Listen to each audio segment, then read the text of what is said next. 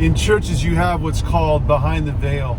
I'm just going to speak openly about some stuff right now. Just I was I commented on somebody else's post earlier and got a little bit realer than I think some people were ready for. And so I'm just going to talk about some things right now. First off, what I learned in being in church was that it is a completely different deal when you're volunteering versus when you're on staff. And when you're on staff, I mean, these people control your income. And when they control your income, they control you, and that sucks. And believe me, that's not the way you think it is, but that's the way it actually is. People, they believe they control you. And the reason why they do that is they basically give you enough money to keep you tied. And what they don't tell you is that they would rather you get into a bunch of debt, like buy a home, buy a new car, do something where your income, if it gets turned off, you're jacked. And that's a scary place to be if you don't have an outside skill. And I've said this before in other places, that if pastors aren't bivocational, what can end up happening is they get stuck with a board that can jack them over, another pastoral team or senior leadership that can jack them over, or even a congregation that can jack them over. And so you think about it, it's about getting jacked over by people. And when Paul was stating he's a tent maker, I mean, he basically was kind of showing yo, if people are so sinful, they can have sinful motives for what they do. And when they have sinful motives for what they do, especially if it's, representing the Lord, things can go sideways, and they can go sideways in a heartbeat. And plus two, it's the pastor can almost feel like they're owed something, when in reality it's so many pastors, they really get into stuff, especially into the church, with a desire to really do their calling, which is to be a pastor. And so there's a thing there that's got to be addressed. And it's just, it sucks, but it's just the way it is. Behind the veil, in that aspect, with the money aspect, just in a regular pastor, can be pretty detrimental. So having an outside skill and a means to make money outside of church is actually kind of a big deal. But there's some people out there that get crooked with that, and they start doing side shenanigans that'll get them caught up. And I've seen that before too, where folks are doing some shady stuff. And I mean, again, people are sinful. Pastors can be sinful. I'm a pastor. I'm still sinful. So it is what it is. But in discussing and talking about behind the veil, another piece of this too is that you just don't know that there's politics involved. And I did not know there was such politics involved in being a pastor. It's people jockeying for position, folks that are trying to get favor from the head pastor and trying to look good, because the head pastor ends up isolating himself from other people and just trying to look good for other people just to get what they want. And I've experienced that. I've seen it before. I've also seen, head pastors who are legitimately trying to do their best for their churches.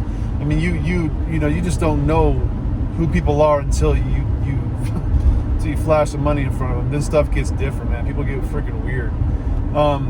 But that's what it looks like, And the hard part is that you don't know if you're a volunteer. You might think that you're getting some sort of recognition from the people who are really, hoping that you do well. But in reality, if you don't really know this, you're just a cog in the freaking machine. And the machine, they basically operate that machine like it's going to be operated without you anyway. And so it's a hard truth. And that's what I lived through. I lived through not knowing that I was just a workhorse for the machine. And believe me, I was a workhorse. I tried to do my best because I understood that I was leading small groups. I was leading outreach ministries. I was leading the big events. And then on top of it, filling in on Sundays and stuff and doing all that. I mean, I had hella roles, dude. I had a bunch of roles. And, it just turned out, it just went sideways. And it went sideways because I just wouldn't, you think that, you're a pastor there for the people, but you find out you're there for the machine. It's I'm not here for the machine. I'm not here to get numbers and stuff like that. There's actually in the word it talks about David counting everything, and David and God actually kind of coming against him in a pretty bad way.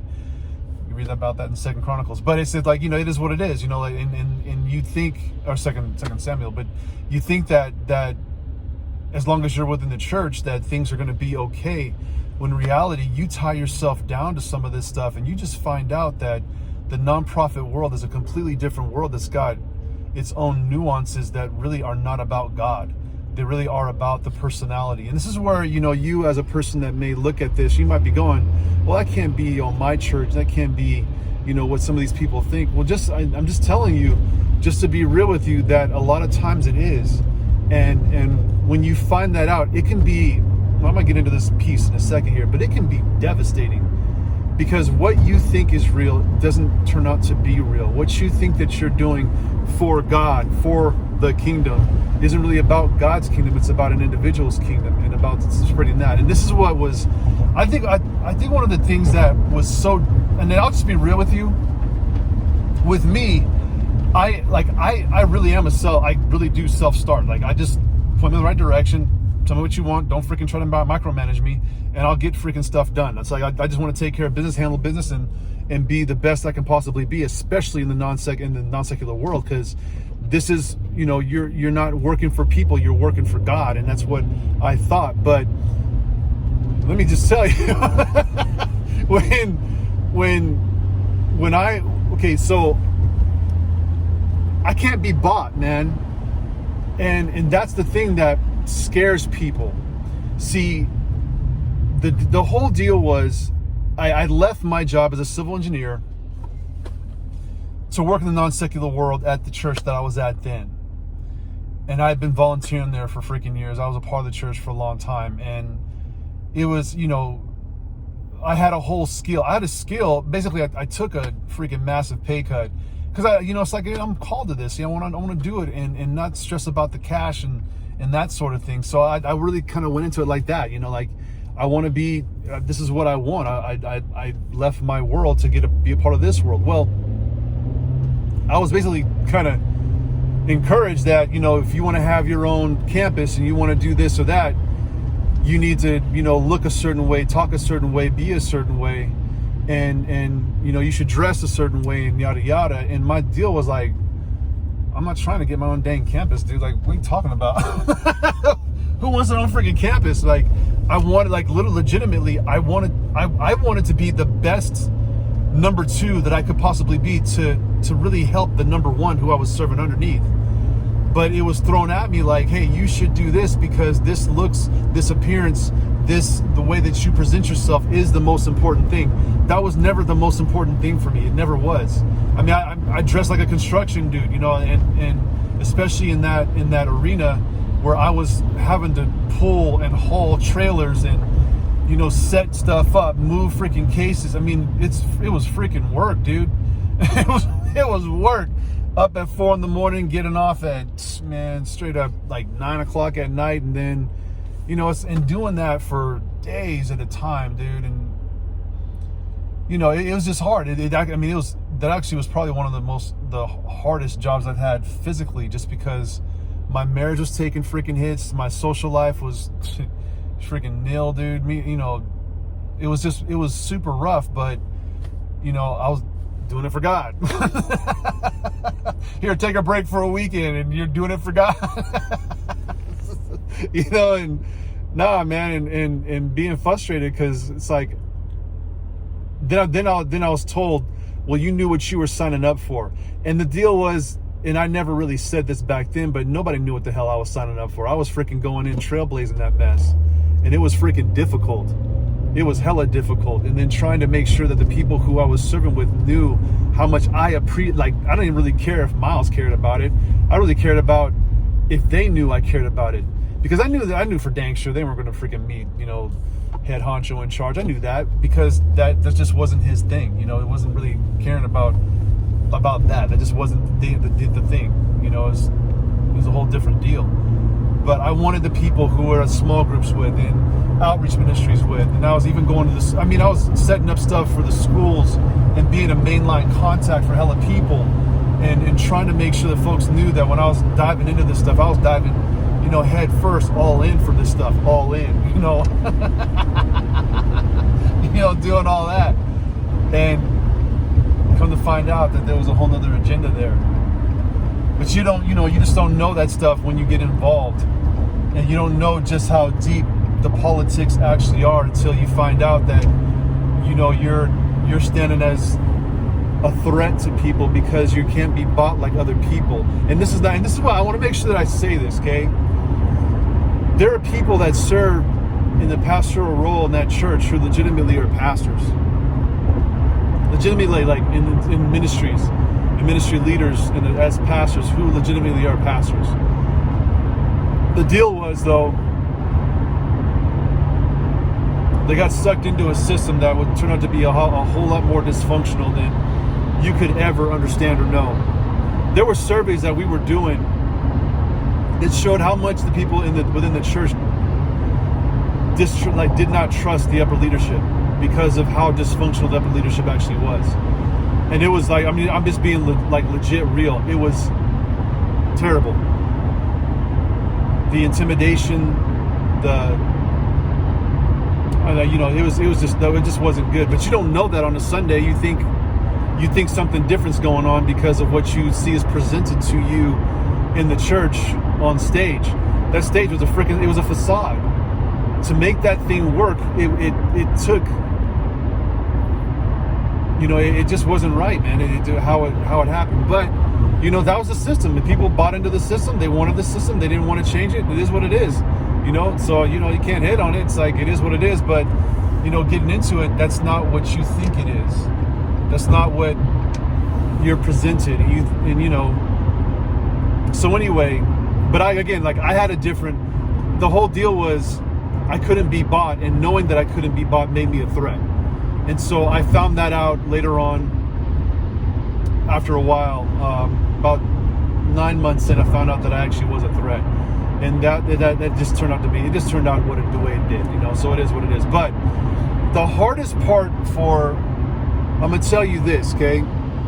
Being involved in a spiritual community for years, almost a decade. You create friendships and relationships, and you get to know people in a way that's deeply impactful.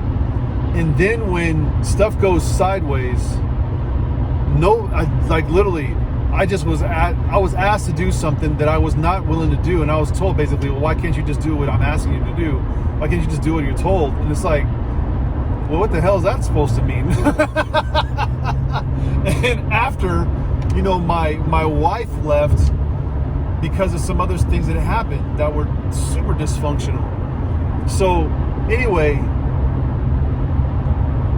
the hardest part was realizing that we no longer had a spiritual community, and we couldn't, or a community that we were really tied to based off of how deeply involved we were. And it was just, that was devastating. And then the rumors and the things that were started and swayed and told about us, man, it was just terrible, And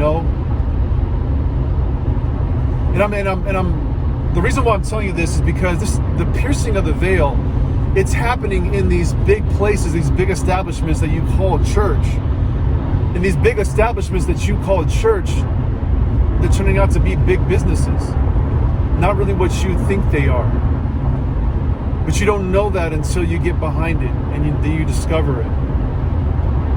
And it's hard because the moment that you're not a part of it anymore, you have to reestablish yourself and just get your bearings.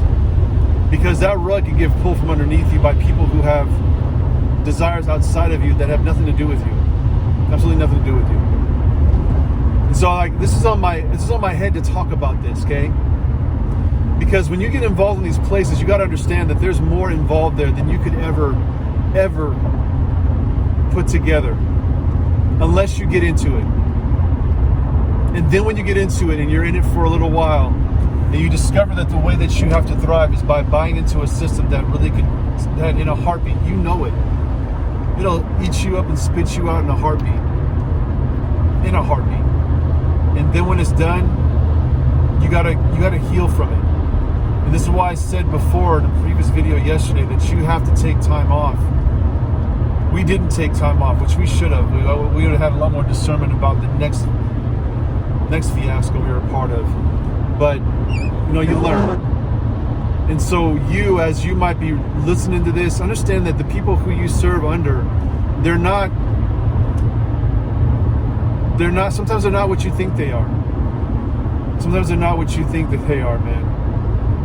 And then when you find that out, it's hard to digest. And then when you digest it, it can almost make you cynical.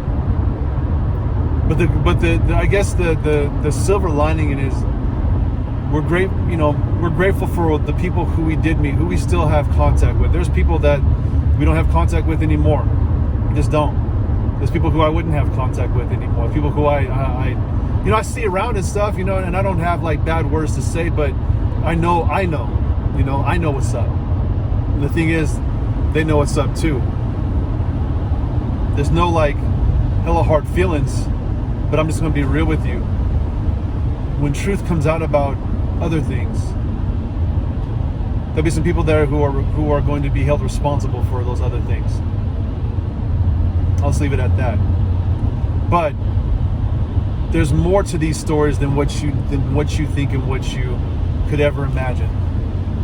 And if you hold to a church as if it's the most important thing, like that church is the most important thing versus God's word being the most important thing, they can get convoluted there. I'm just being real with you. They can get convoluted quite easily. But in reality, the word of God is the most important thing.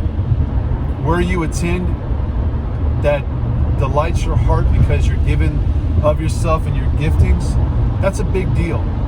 But you just got to know that can get tied up in weird ways. And then when those nuts get undone by people that are outside of you, it can do damage. And there's people out there, there's an entire ministry out there waiting for people who are just like me, who went through a real bad breakaway, kept their mouth shut for a long time. And I'm saying this to you because it's the truth. It's just the dang truth. And I want you to know the truth. I'll have a lot more to say about this another time, but I'm just trying to tell you this. Truth will set you free, but the truth also will leave you with scars. It's better to have the scars of truth on you than to live a lie. It's better to have scars of truth than to live a lie. Just be real with you.